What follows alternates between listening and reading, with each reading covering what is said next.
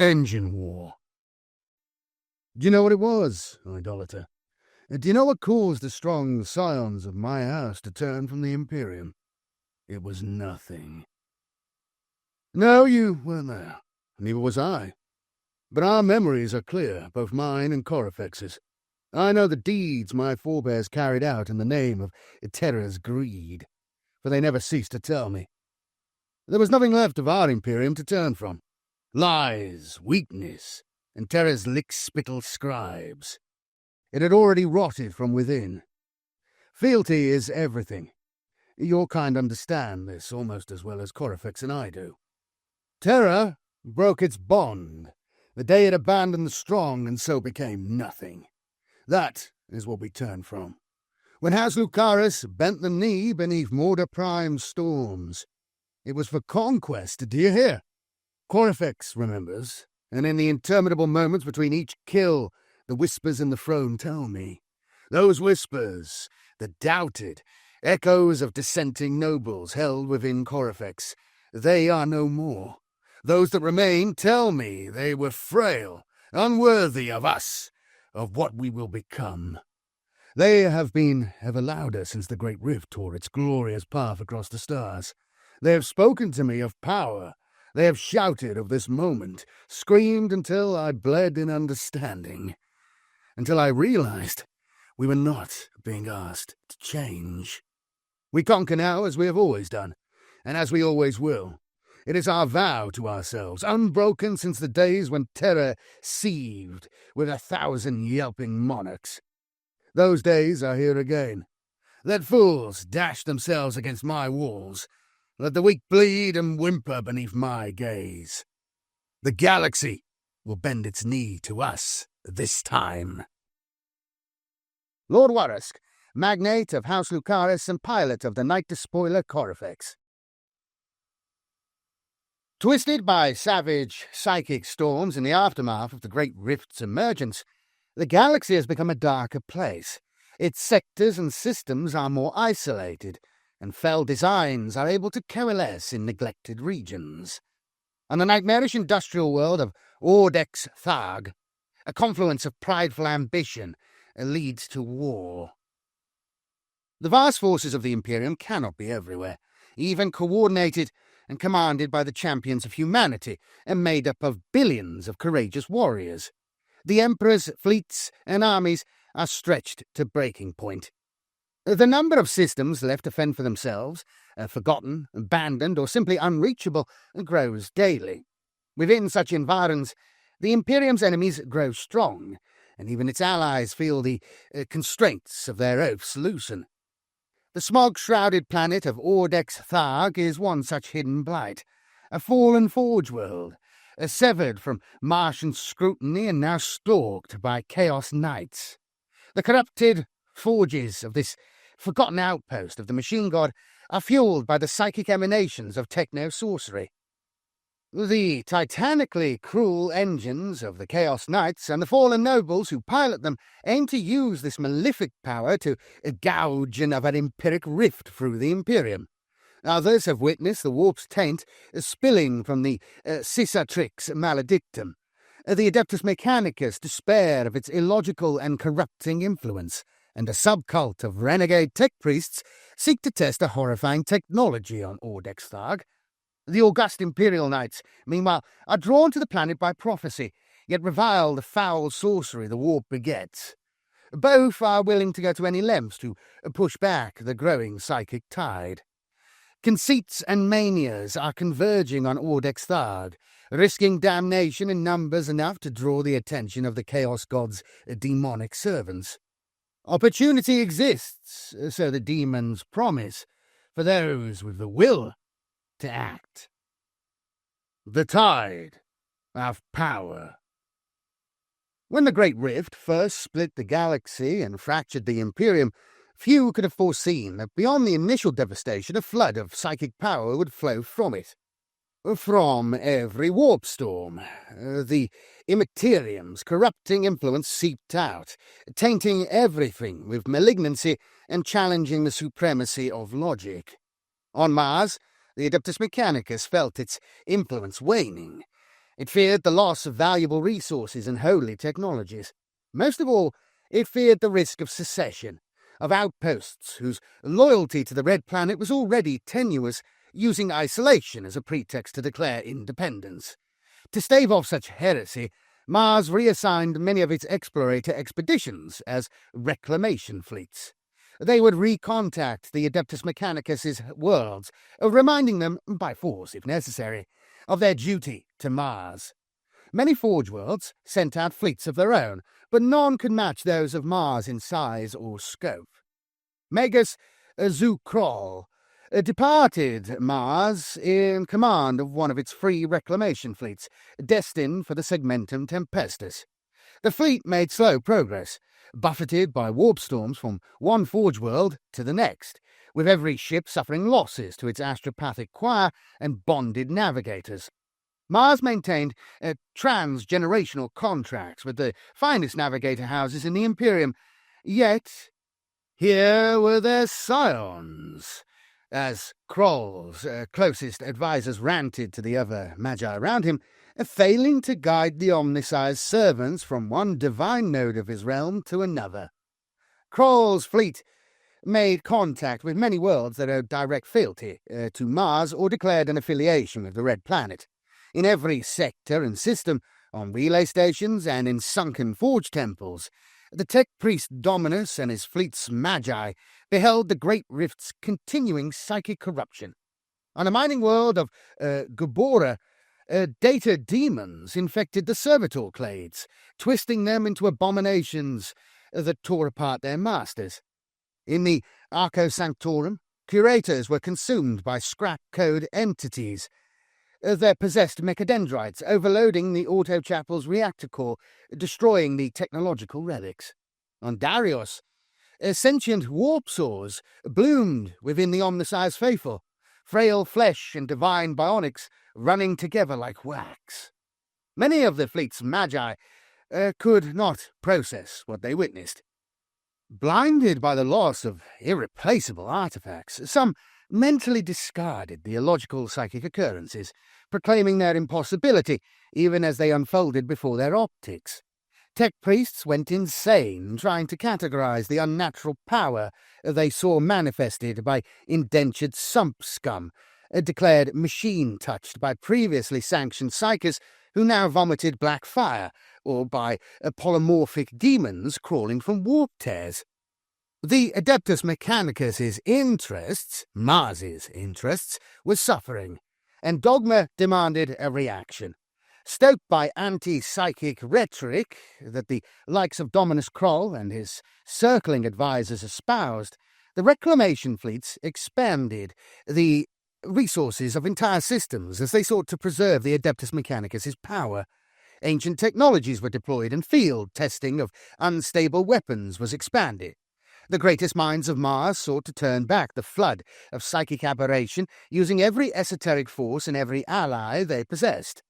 So vital was the future of the Forge Worlds that few of the reclamation fleets quested alone. Many were accompanied by troop transports of the Astra Militarum, orbital assault vessels of the Adepta Sororitas, and war barges of knightly households carrying their nobles and towering suits. Like the fleets of Mars, many great houses of imperial knights strove to extinguish the corruption pouring from the Great Rift. Few did so more fervently than the knights of the Pada March, which joined Kroll's reclamation fleet as it entered the Segmentum Tempestus. The Pada March was a heraldic alliance of nobles from many systems. At their head was Baroness Swordhen of House Terran, who nursed a hatred of sorcery and witchcraft, and yet surrounded herself with a coterie of soothsayers, hierophants, and readers of the Emperor's Tarot. Many of the nobles who followed Swordhen bore scars dealt by rogue psychers and pyroclastic cults. Their monastic sacristans had restored melted shields and twisted armor, but many free blades also carried recently applied memorials, dark reminders of entire lances of their kin brought low by malefic power. Wherever they turned, The reclamation fleets encountered nihilistic slaughter and the blasphemous defilement of the machine god's manifest divinity. Nowhere was this more sickening than in the tainted forms of Chaos Knights. Dread lances of these unhallowed relics emerge from the maws of warp storms to conquer and enslave in greater numbers than before. Systems whose communications had been crippled by the Great Rift were preyed upon by the cruel and monstrous engines, even as calamitous empiric manifestations embroiled their defences. With warp storms continuing to dog their endeavours, Kroll's reclamation fleet unearthed pick captures on the devastated industrial world of Stormvale. The images showed city continents strewn with death.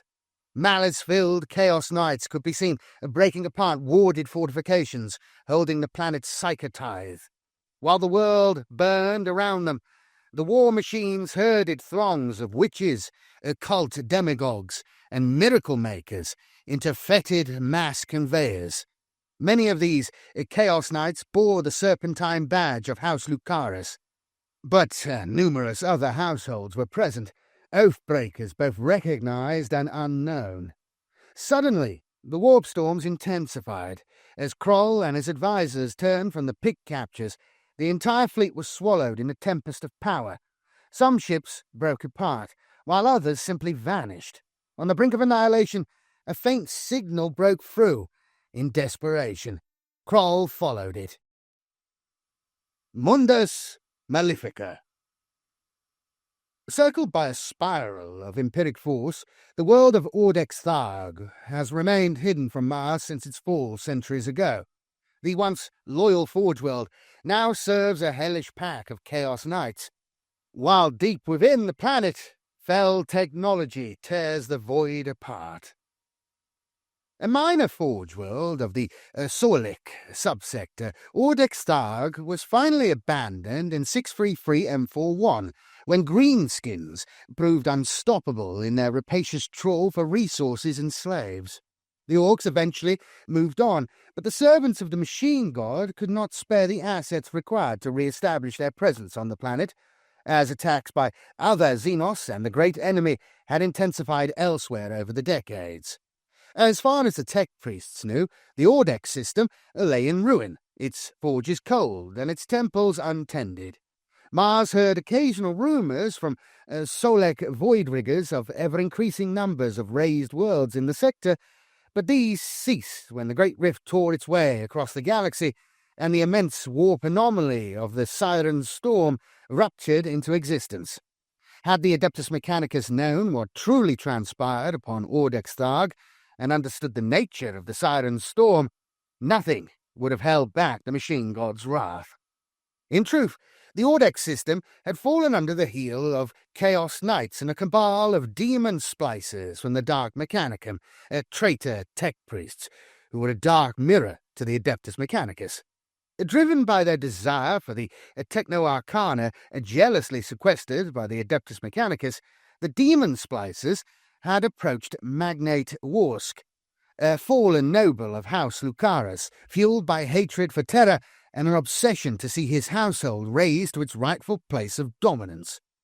If the claims they made to Warsk held true, such artifacts would soon be within his gift to bestow. Warsk did not know if the fallen tech priest could be trusted, and he laid layers of contingency in place for their termination. Yet if even half their claims manifested, House Lucaris would hold immense power in its gauntlet. Fear would swell and ripen in the Imperium, and the fanged knights of House Lucaris could wield fear better than any. On Ordex Tharg, the heretics used warp-fueled demon engines to drill their way straight through the planet's core. At its heart they installed corrupted machines, binding demonic essences to them with agonizing runic chains and fueling their torture with the sacrifices of psychers, delivered in their hundreds by the Chaos Knights. Along thousands of miles of shielded channels, their octagonal lengths inscribed with foul runes, the demons' hatred and pain twisted and pulsed. The eldritch power that was generated acted like a hook on the veil separating the warp from the material realm. As Ordex Tharg rotated and orbited its parent star, the spindle of soul stuff span and tightened. Its effects reached out into the immaterium, pulling on the tempest of the siren's storm and forcing the breach to rupture further and further.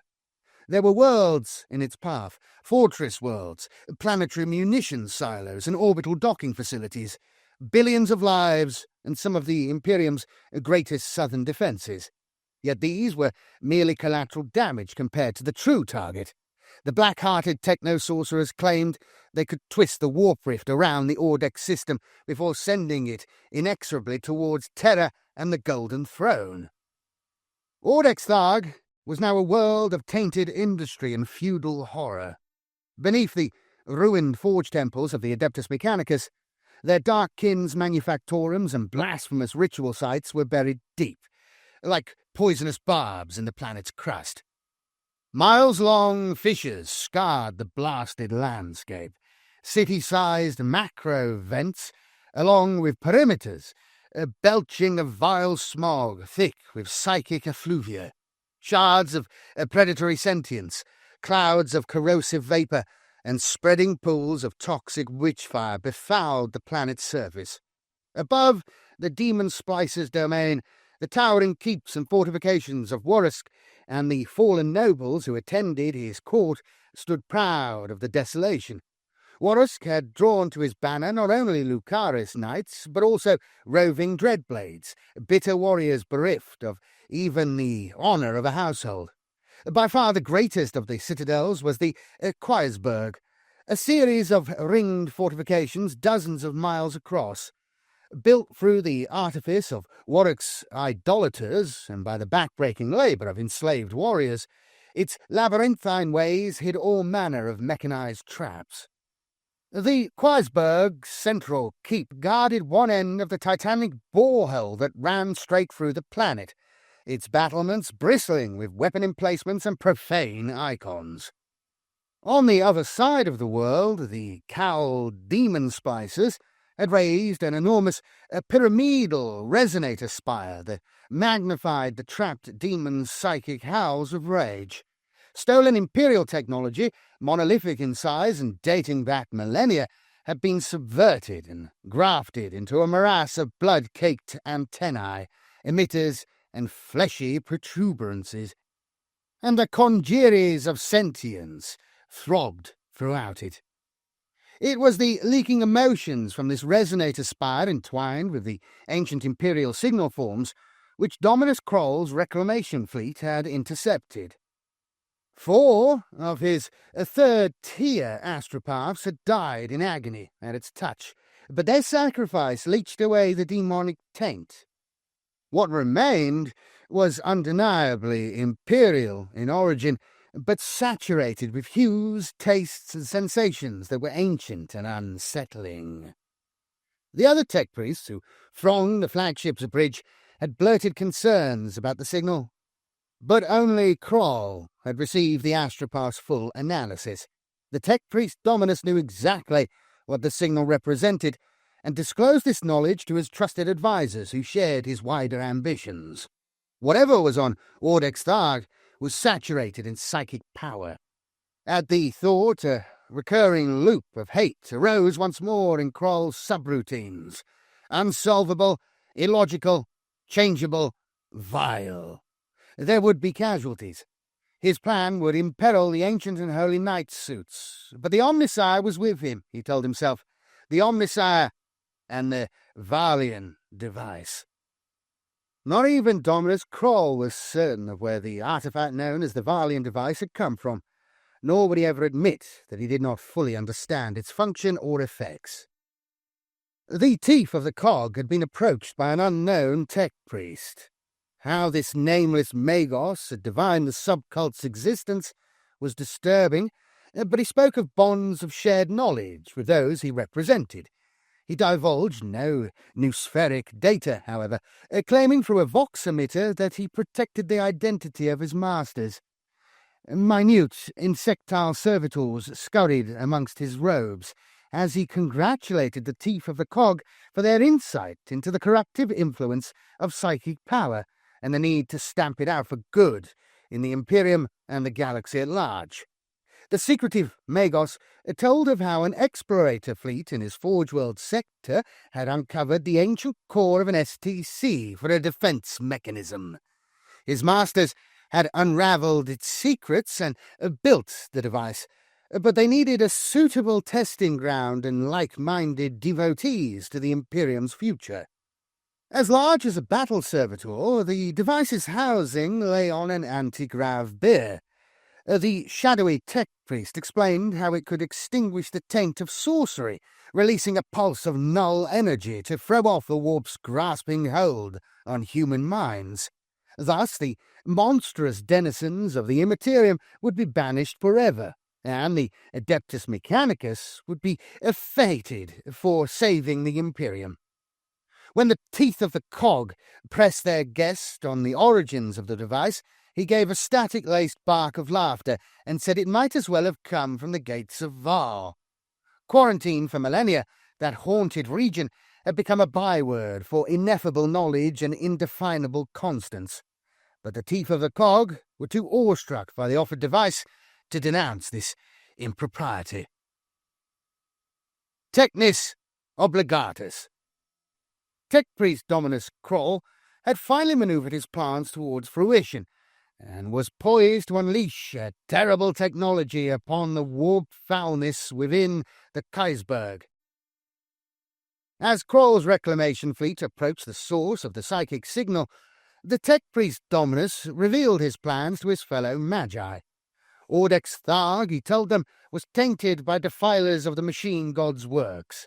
The Red Planet had an obligation to defend technology's primacy in the face of corruption. But, just as the galaxy was riven with warp storms, so was the Adeptus Mechanicus fractured to its core. Secretive subcults divided the priesthood of Mars, each with their own interpretations of the Great Rift's aftermath. Kroll and his advisors belonged to the hidden sect known as the Teeth of the Cog, which abhorred every form of psychic power as a dire threat to the Adeptus Mechanicus. From astropaths and navigators to the battle psychers of the Adeptus Astartes, none were above the cult's revulsion. They kept this absolutism secret, however. Many on Mars jealously guarded the contracts of exoteric fabrication they held with the Imperium's psychic institutions. Thus, Kroll chose his words carefully. Through means he did not divulge to the Magi, the Teeth of the Cog had acquired the Varlian device, a complex detonator intended to suppress psychic effects with a powerful null pulse. The device would be unleashed against the traitors, he explained, and its concept approved unambiguously. Its successful deployment would be a triumph of pure logic over ephemeral witchery. After all they had witnessed on the journey from Mars, the Magi's passionless detachment was overridden, replaced by binaric brays for war. Even the lowest battlements of the Kaisberg's black outer walls stood twice the height of a knight suit. Even now the superstitious Baroness Swordhern was leading many of her companions to the surface to strike at the Citadel's southern gatehouse. Angular bastions jutted out, their crenellations thick with weapons arrays clinging to them like the nests of some vast avian predator. Kroll authorized diversionary attacks on the walls to the north and south, while he directed the major assault in the west. The Martian cohorts attacked in carefully calculated waves, an algorithm of war that predicted an acceptable margin of victory.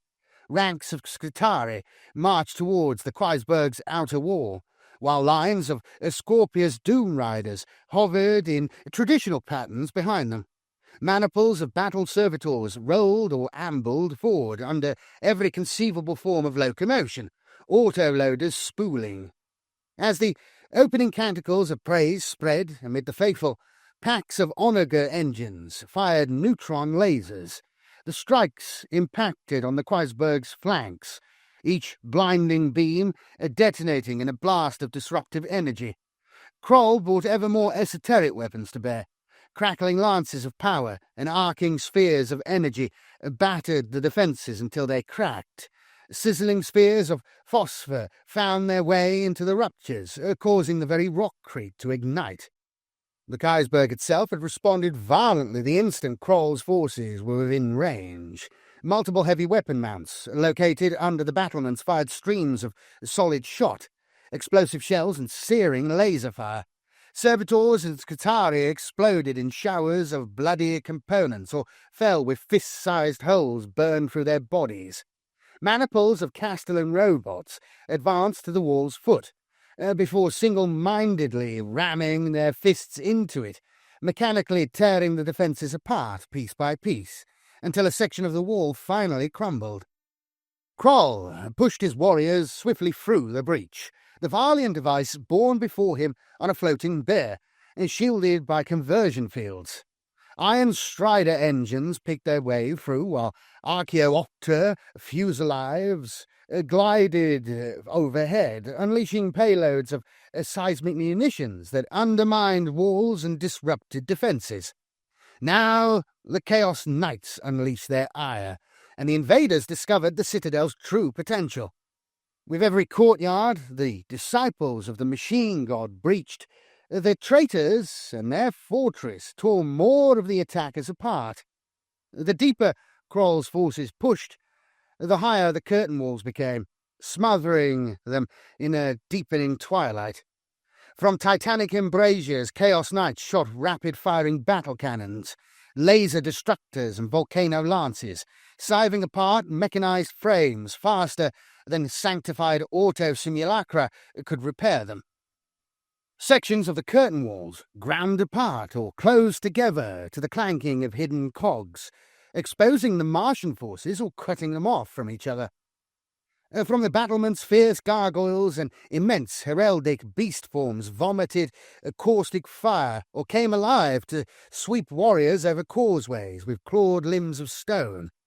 From hidden postern gates, more Chaos Knights lunged, crushing knots of Skitarii underfoot before unleashing titanic salvos of firepower on the move. Some loosed flurries of explosive missiles and rockets at point-blank range, seemingly relishing the backwash of fire and carnage that flowed over them. In an outer courtyard, a huge iron grid was lifted from the ground by thick chains, and from within the fortress's bowels burst a rabid and visceral night. As its steps quickened, saw blades set in the soles of its feet whined and sparked. Carbine slugs from Skitarii Vanguard burned up in the giant machine's red-tinged ion shield, while heavier fire from Scorpius disintegrators only fueled its berserk onslaught. Combat walkers and battle tanks were crushed and torn, and dozens of Mars's warriors were shredded in fountains of bloody oil. Dominus Kroll became desperate. His isolated forces were being picked apart, and scattered victories could not be capitalized on. Time had run out to get the Varlian device to the prime location. With his most capable battle maniple, Kroll fought his way back to the outer wall breach, leaving the device guarded by his remaining servitors. Chanting a final prayer, he sent a remote signal, and the device activated. Beacon of Corruption. Seeking to silence the unholy resonator spire, Imperial Knights of the Padar March vowed to rip its foul root out of Ordex Tharg's crust. The servants of the Dark Gods were loath to see Magnate Warrisk's endeavour cut short, however, and strain the veil shielding real space in their hunger to tear the Imperial Knights down. Taking his first stride upon the surface of Ordex Tharg, Sir Darker of House Tyran felt the rumble of underground tremors through Drakfire's limbs. The honoured knight-errant responded smoothly to Sir Darker's control as they joined the other knights of the Burning Spear. The lance formed to topple the resonator spire. Sir Darker had pledged to Baroness Swordhern that he would see that structure burn to ash, and never had he failed to keep a vow. The resonator spire was the source of the signal the reclamation fleet had followed in its desperation to escape the warp storms, and Kroll had informed Swordhern that it mirrored the position of the traitor Fastness in Ordex Tharg's northern hemisphere. While the Baroness led the majority of the Padda march to tear open the black citadel of the Kreisberg, she was determined to ensure that whatever fell power dwelt there could not somehow survive on the planet's far side. Swordhern had shared the visions of her seers with her nobles. She had interpreted their tales of a two-headed serpent as a reference to the twin evils of the Kreisberg and the Resonator Spire, and requested her nobles to forgo fighting alongside her in order to secure the Spire's destruction. Sedaka, Lady Olwyn, and Sir Gaharis proclaimed their acceptance of the quest, alongside young nobles piloting Armigers and the Freeblade Sir Morgant of Taurus Free. It was Sir Gaharis who first laid eyes on the construct, an obelisk festooned with branching brass aerials and snaking conduits. It stood half as tall again as his knight valiant Felbane. Cuneiform markings were intricately incised into its surface, and amongst the mass of spires and cables, lengths of fleshy tumours pulsed, steaming blood matted at its surface and pooled at the base, staining it in browns and reds, while a buzzing cloud of flies surrounded it. Omnipresent earthquakes ground through the fractured terrain. Chasms, cracks, and fumaroles radiated outwards from the Resonator Spire. Their sides were encrusted with foul growths, and from within came the putrid emanations of the Dark Mechanicum's hidden forges, tainted with psychic runoff. Discarded mistakes or escapees crawled in the depths of each opening, or haunted them as splintered shades stripped down to predatory sentiences. Sickly coloured fumes twisted into shapes suggestive of fanged maws, while streams of toxic fluids burned and warped everything they touched. With each fissure the knights passed, and metallic growls and wafts of scrambled code littered their voxnet. Before the burning spear reached the Resonator Spire, Lady Olwyn and her aggressive knight paladin, Honor Adamantus, alerted the lance to a patch of sky above their target's pinnacle. A bulge of sickly light swam there, spinning and darkening. Then the air all around the construct swiftly condensed into a vapour the colour of bile, with shadows moving within it. Reacting to the knight's proximity, the shadows in the mist pulled themselves from its embrace, their diffuse forms cohering into clawed and horned demons. The ground shook as the fissures surrounding the Resonator Spire appeared to roar in welcome, belching dark fumes and multicoloured flames. The nobles of the Burning Spear beheld the creatures in horror and outrage. Never had they faced such unholy evil. Memories surfaced of terrors struck down by saints in imperial scripture. Warnings bled into their minds from the imprinted spirits within their thrones mechanicum, as former pilots relived the hunts of old night. The nobles realized the vile depths to which Ordex Tharg's masters had sunk, and hatred filled them. Sedaka led them in the lay of the hunt and ordered the hell spawn destroyed. The knights unleashed a thunderous opening salvo. Dozens of demons disappeared in the conflagration, and many more were ripped to pieces that dissipated in sulphurous wisps. With Sir Darker and Lady Olwyn at their fore, the knights strode straight toward the Resonator Spire. More demons eagerly forced their way through the breach around the spire, and warp-spawned hosts also manifested to the knights' flanks.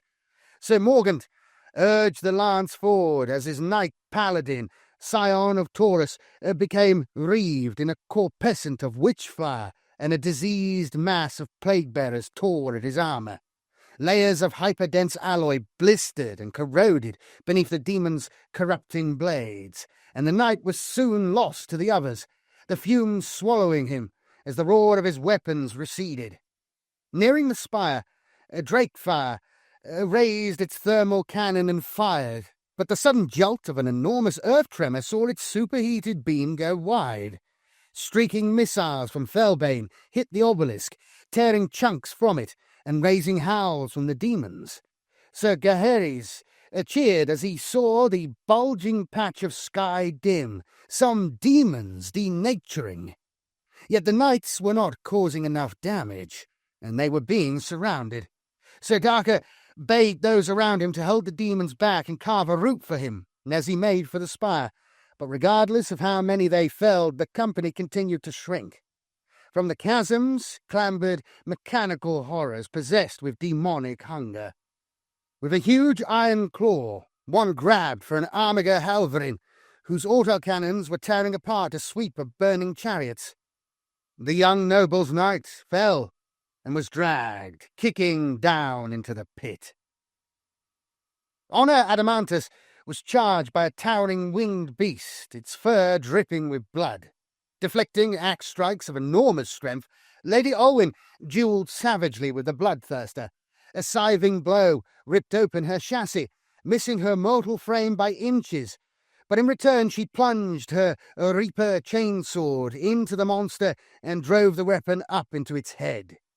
The shout of victory from her ichor-sprayed throne was short-lived, as Furies dove into the knight's open chassis and tore Lady Olwyn apart. Felbane, meanwhile, was surrounded, its cannons switching from target to target to keep the approaching horrors at bay. Drakefire reached the resonator spire just as a live apparition stalked from behind it. A blindingly fast whip of sinew struck out, only just stopped by Drakefire's iron shield, before a long blade and dread claws precisely carved into linkages and drive systems. Drakefire's thermal cannon hung limply, as Sir Darker sought in vain to lend a telling blow on his tormentor. From the fumes it had vanished into, the colossal metal form of Scion of Taurus suddenly charged. It was barely recognizable, shedding flaking and melted armor with every step. The demon, assailing Drakefire, was quick enough to turn and strike, burying its claws in the Free-Blade Knight's carapace and impaling Sir Morgant. But it could not withdraw the limb in time. The crippled knight crashed into the demon and bore it to the ground, pinning the creature down. Sir Morgan's sacrifice had bought Drakefire a reprieve. Drive systems protesting, Sir Darker drove the knight-errant's thunderstrike gauntlet into the resonator spire and tore out whatever bloody devices powered it. The bulging warp saw above the spire imploded, and an aftershock whipped across the battlefield, ripping the demons out of existence. A sheet of energy flashed heavenward, and the spire collapsed in a clamor of screaming metal and tearing flesh. Honor and obsession. While Dominus Kroll attacked the Queensberg at several points, Baroness Swordhern led the Knights of the Padder March in a frontal attack on its gatehouse. Her increasingly voluble seers had seen portents of witchcraft and the covenants of the damned. The gallantry of House Tyrion would, she vowed, see the Chaos Knights destroyed. From orbit, Baroness Swordhern of House Tyrion had likened the Queensberg to a swelling infection, seeing it rendered in the glow of a hollow projection. The ships of the Padder March had survived the ferocious warp storms around Ordextharg and maintained a wide orbit of the planet away from the ships of Dominus Kroll's reclamation fleet. The tech priests had provided the information Swordhern had desperately sought, a confirmation of her seer's prophecies. Their readings of the Emperor's Tarot had repeatedly dealt the spindle upon which crouches the witch, tormenting the fates of the righteous. Kroll confirmed that the signal his fleet had received was indeed befouled with warpcraft. Swordhern's attack on the Quasberg was brutally direct, but carefully planned. As well as the lance she had sent south to tear down the resonator spire, the Baroness dispatched 3 further lances of proud nobles to bastions that surrounded her point of attack. In this way she aimed to ensure that no traitors could attack their forces from the rear. For her main thrust, Baroness Swordhorn had led a cavalcade of 3 lances straight towards the fortress's primary armoured gatehouse, a mile from where Dominus Kroll's forces attacked the walls. 24 other knights of all classes strode with their liege. More than half were scions of House Tyrann, but the houses of Oberon, Griffith, and Fireheim all flew the pennants of their distant kin with pride. Ensconced upon the throne mechanicum of the Knight Warden Bright Destroyer, the Baroness led all 3 lances in a closely packed wedge. Already defensive fire was reaching them, glancing from pauldrons and iron shields. Knights with longer-ranged guns moved at the fore and flanks, and their weapons roared in response. Battle cannon shells and storm spear rockets streaked toward the battlements, while siege breaker cannons pummeled the bastion's energy shields. Armiger Halverins targeted the fortress's weapon sconces, blinding their sensors with squalls of interference. Shielded in the formation's midst stomped knights valiant and gallant, close-ranged brawlers that no fortress walls can withstand once they have been reached. Coordinating their ion shields in defence, the knights advanced up the gatehouse's inclined avenue, past grisly trophies. When those on the edges of the formation suffered damage, they moved back, their place taken by another, as the firepower pouring down on them increased with every step they took. The gatehouse's shields finally overloaded from the Imperial Knights' relentless attacks, and expired in a sheet of ejected flame. Now, Knight Castellans moved to the fore. Ancient weapons sent out the burning heat of stars, and eruptions of fire and liquid rock burst from the walls. The formations reached the gatehouse, whose black walls rose to 3 times the knight's height, and a trio of knights valiant sent their thunder coil harpoons slamming into its cyclopean masonry. The power fed along their chains, fried the gatehouse's remaining defences. When the weapons were winched back in, anchored by the weight of the knights wielding them, the colossal walls crumbled and fell. The breach was made, and knights from the formation's centre charged through it, smashing aside any remaining obstacles with thunderous blows from their huge gauntlets. 3 knights perished as they fought their way through the gatehouse's cathedra-sized interior. Streams of caustic chemicals poured from murder holes, metal spars shot from hidden gravitic rails, and prehensile technovirus injectors coiled from the shadows. The fortress's maze of courtyards constantly changed to the clank and grind of hidden machinery. When the Padar March emerged into the first of them, the citadel's true scale hit Baroness Swordhorn, but she could not stop now. At that moment the Chaos Knights fell upon the invaders in surges of ground-shaking hatred. Dozens of warp engines, their malformed carapaces thick with spines and leering faces, emerged from hidden transitways or attacked from rotating embrasures. The planet's tectonic activity was drowned out by the shuddering impacts of tons of metal crashing into each other, roars from emitter grills, and the blasts of immense weaponry. Reaper chainswords sheared off weapon mounts as gauntlets smashed and tore through armoured cowlings. At close range, the traitors' greater numbers began to tell, as did the superior mobility afforded them by the fortress's hidden ways. Baroness Swordhorn lashed out in frustration and rising despair, but she could not ignore the mounting losses. She yearned to take as many enemies with her as possible, yet she was responsible for her fellow knights. Filled with anger, she called the retreat. As the Padar March began to withdraw to their initial breach, the Baroness vainly tried to raise Dominus Kroll by Vox. Chaos Knights hounded them, crippling with Gatling cannons and laser destructors, pulling down any who were too slow. To the west, the Baroness saw the remnants of the Adeptus Mechanicus streaming back across the cracked plain, their own battle clearly lost as well. Suddenly, an explosion erupted from where the Omnissiah's servants had been fighting. An expanding shell of energy enveloped the fortress and raced towards all 3 forces. The null field caught the retreating Skitarii and servitors first. Many slowed and then simply stopped, arms limp. But those clustered around the data tethers appeared to fare better. The knights of both sides suffered more grievously. Within their mechanicum thrones, imprinted geists screamed as they were stripped away, the feedback slaying their nobles. Several knights collapsed, their pilots' souls engulfed in cascades of entropy. Almost as quickly as it had struck, the null field dissipated, and the remaining Imperial knights managed to outpace their reeling pursuers. The Baroness praised the Emperor. The Padam Arch had weathered the explosion better than the traitors, though she could not explain how. Intercepting Dominus Kroll to demand answers, she found the tech priest rambling about a device, his triumph, acceptable losses. At first, the Baroness thought Kroll afflicted, but then realized the deaths of her companions had been his doing. A gauntlet snatched him up, crushing the mass of bionic limbs beneath his torso.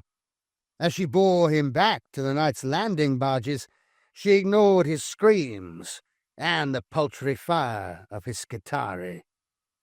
Demon Surge. As the Baroness returned to her ship, the demonic essences bound within Ordex Tharg's core felt the effects of the Valium device.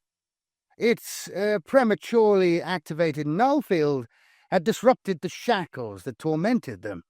Fueled by thoughts of vengeance and bloodlust, they broke free, surging to the surface with an almighty roar.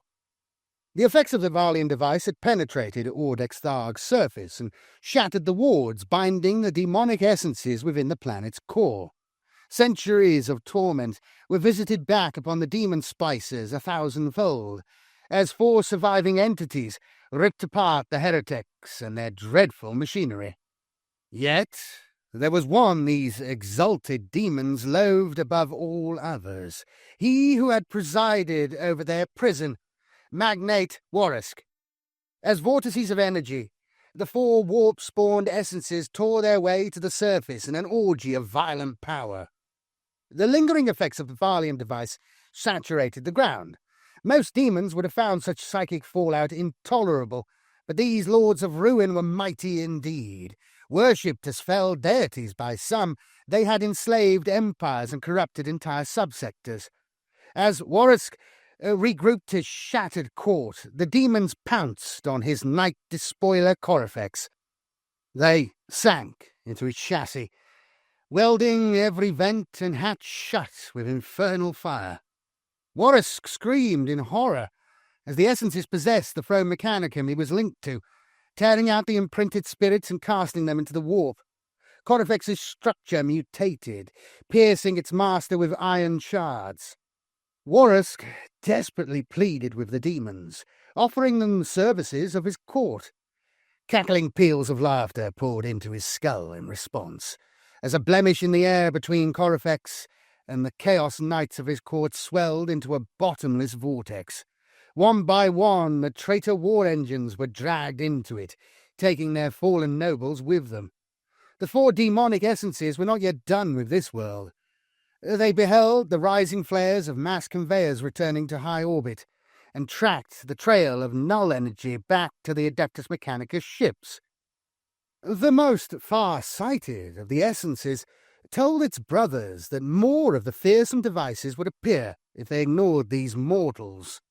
And with a thought, the creatures sped toward the Martian vessels, a call of summons rippling through the warp as they went. The remaining Adeptus Mechanicus ships of Kroll's reclamation fleet were in uproar. The Magus had dumped an emergency data packet into their data core containing his observations of the device's effects, but it came with the revelation of his abduction by the Baroness. When warp breaches appeared on the decks of each ship, therefore, the remaining Skitarii clades were already on a war footing. The vast hangar bay of Kroll's flagship, the Regulus Prime, stretched for a mile along its spine. Their vanguard and ranger squads waited in rigidly delineated areas as hundreds of servitors made ready assault craft to reclaim their magus from the knights. But without warning, 8 spatial anomalies burst into being within the hangar, and from their central depths crawl gangling creatures of changing hues, their skin alight with unnatural fire. Searing bolts of flame lashed out at witless servitors as canisters of promethium exploded in pink-tinged fireballs. The Skitarii Alphas requested doctrines from the bridge as demons flooded the enormous hangar and fires raged uncontrollably.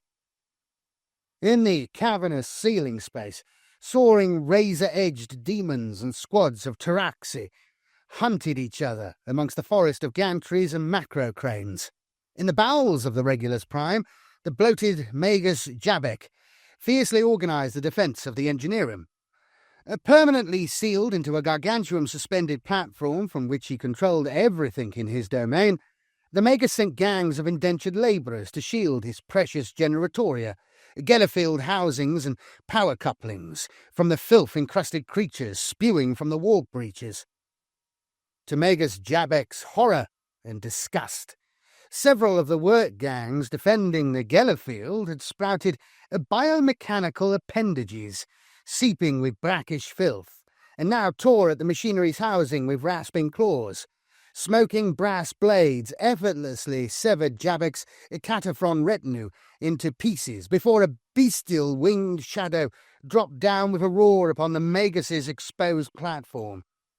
The desperate magi on the bridge futilely attempted to collate similar reports from each of their ships. Hundreds of localized warp breaches had materialized throughout the fleet, and creatures defying categorization were emerging in droves to revel in blood-fueled slaughter. The bridge's arched gateway was sealed, but a purple-hued breach manifested in the center of the control dais. From it leapt blurred shapes, pale and barbed, which eviscerated the hard-wired command crew in a matter of moments. Binaric blurts for aid squealed in unison, then expired. The master of this demonic host languidly approached the shipmaster and drove its long talons through his body, feeding its essence into the ship's navigational controls. Couched in the Regulus Prime's command protocols, an order bled outwards to the other ships. As one, the Adeptus Mechanicus fleet turned and powered towards the fiery heart of the system's star. Well, there we go. The end story of the Psychic Awakening Wars. I do hope you've enjoyed this series. It's took longer than I thought it would. And, yeah, it's filled in some nice gaps for me with from the fall of Cadia up to the current era. It's given some actual detail. I really like what GW are doing in terms of, like, really expanding on the lore and adding all these extra bits in there and creating all these little characters and little tiny subplots that are probably going to come back later, and I imagine being included in novels and other campaigns. Do let me know what you think of the mic quality. I'm fiddling around with it at the minute, boys. I've got this expensive mic, but I don't know how to use it. All right? Basically, I'm just trying to fiddle around and try and get things working properly. I don't know what I'm doing. All I can do is watch YouTube reviews and read posts about how to do things. I'm not an expert. I really should have got a qualification in, like, sound engineering. That's the only thing I regret. That's the way. But you don't know what you're going to end up doing, do you? I could have got that when I was 20 and never used it. But here we are. We are where we are. So we'll make do as best we can. Thank you to everybody supporting the channel. Lads, I really, really appreciate it. And your names are scrolling by here. You're on the roll call of honour. And if anyone else would like to support the channel, really appreciate it. The YouTube algorithm is, like, thrashing me at the second. It's thrashing me. They've changed everything. I know everybody's complaining about it, but I am as well, because it's crushing me, basically. But we'll be fine. We'll be fine. And with your continued support, we'll be even better. Or at least manageable. Anyway, I'll be back with more stuff soon. Short stories, more campaign videos, big campaign videos, some Horus Heresy stuff, 40K stuff. Short stories, though, are coming. I know people are hungry for that, and we might even be moving towards getting a classic old Hammer novel read. I'm going to go, because I just heard my son outside. Yeah, he's outside. He's after me. He's only 2. I can't tell him to go away. I mean, I can, but he doesn't listen. I'll see you later. Thanks all for watching. May the Emperor protect. Goodbye. Ta-ra. See you later. Cheers. Cheers.